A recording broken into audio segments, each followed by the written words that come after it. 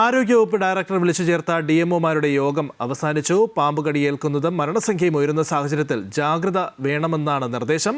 പാമ്പ് കടി തിരിച്ചറിയാൻ വൈകരുത്, ആന്റിവനം നൽകുന്നതിൽ വീഴ്ച പാടില്ല, ജീവനക്കാർക്ക് വേണ്ടത്ര പരിശീലനം നൽകണമെന്നും യോഗത്തിൽ നിർദ്ദേശമുണ്ടായി.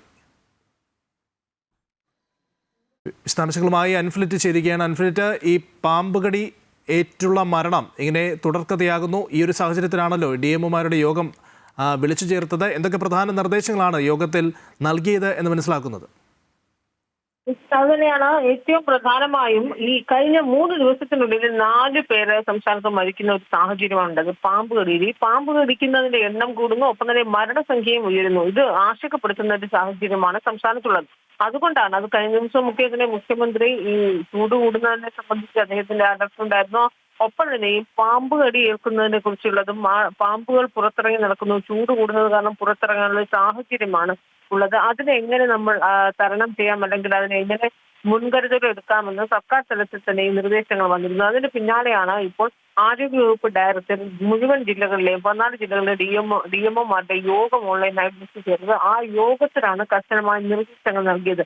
ഇന്നത്തെ യോഗം വിളിച്ചു ചേർക്കാനുള്ള കാരണം പോലും ചില ആശുപത്രികൾക്കെതിരെ പരാതി വന്നിരുന്നു. അത് തിരുവനന്തപുരത്തും ആലപ്പുഴയിലും 2 കുഞ്ഞുങ്ങൾ മരിക്കാനോ, തിരുവനന്തപുരത്ത് ചിറയൻകീഴിൽ കുഞ്ഞ് കഴിഞ്ഞ ദിവസം മരിക്കാനുണ്ടായ സാഹചര്യത്തിൽ ചിറയൻകീഴ് ആദ്യം ആശുപത്രി കൊണ്ടുപോയപ്പോൾ അവിടെ വേണ്ടത്ര രീതിയിൽ പ്രാഥമിക ചികിത്സ നൽകിയില്ല എന്ന് കുടുംബം ആരോപിക്കുക, അവിടെ പ്രതിഷേധമൊക്കെ ഉണ്ടായി.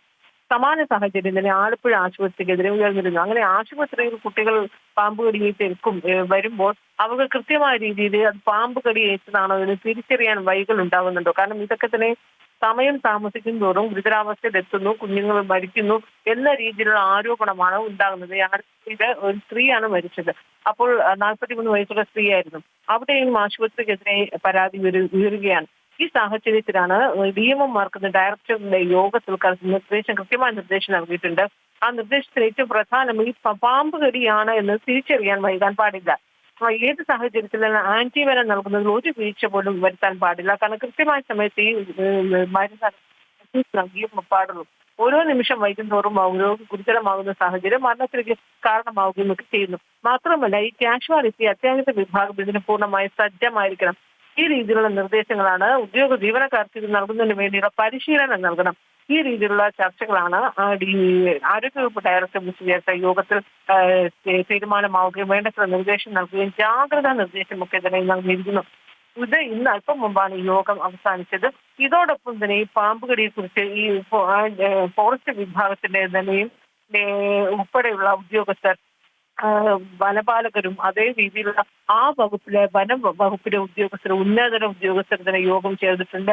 അവിടെയും എങ്ങനെ ഇതിന് കടിയേൽക്കാതെ അല്ലെങ്കിൽ പുറത്തിറങ്ങുമ്പോൾ എങ്ങനെ പ്രതിരോധ സംവിധാനങ്ങൾ ഒരുക്കാമെന്ന രീതിയിലൊക്കെ അവിടെയും കൃത്യമായ നിർദ്ദേശങ്ങളും മാർഗരേഖകളും ഒക്കെ പുറത്തിറക്കിയിട്ടുണ്ട്. അങ്ങനെ ഈ ചൂട് ക്രമാതീതമായി ഉയരുകയും റെക്കോർഡ് ഭേദിച്ച് മുന്നേറുകയും ചെയ്യുന്ന ഒരു പശ്ചാത്തലത്തിലാണ് ഈ രീതിയിൽ ഇഴജന്തുക്കൾ പുറത്തേക്ക് ഇറങ്ങുന്നു. പ്രത്യേകിച്ച് വിഷപ്പാമ്പുകൾ പുറത്തിറങ്ങുകയും കടിയേൽക്കുകയും മരണസംഖ്യ ഉയരുകയും ചെയ്യുമ്പോൾ സർക്കാർ തലത്തിൽ ആരോഗ്യവകുപ്പായാലും വനം വകുപ്പായാലും വേണ്ട ജാഗ്രതാ നിർദ്ദേശങ്ങൾ നൽകുകയാണ് ജനങ്ങൾക്ക്. അതിന്റെ ഭാഗമായാണ് DMOയുടെ എല്ലാ 14 DMOമാരുടെ യോഗം ആരോഗ്യവകുപ്പ് ഡയറക്ടർ വിളിച്ചു ചേർക്കുകയും ഈ രീതിയിൽ വേണ്ടത്ര ജാഗ്രതാ നിർദ്ദേശം, പ്രത്യേകിച്ച് ആശുപത്രികളിൽ രോഗികൾ എത്തുമ്പോൾ അവർക്ക് അടിയന്തരമായ ചികിത്സ, പ്രാഥമിക ചികിത്സ നൽകുന്നത് ഒരു രീതിയിൽ പോലും വീഴ്ച ഉണ്ടാകാൻ പാടില്ല, താമസം അമാന്തം ഉണ്ടാകാൻ പാടില്ല ഉൾപ്പെടെയുള്ള വേണമെങ്കിൽ വേണ്ടത്ര പരിശീലനം നൽകണമെന്നുള്ള നിർദ്ദേശമാണ് യോഗത്തിൽ ഉയർന്നത്.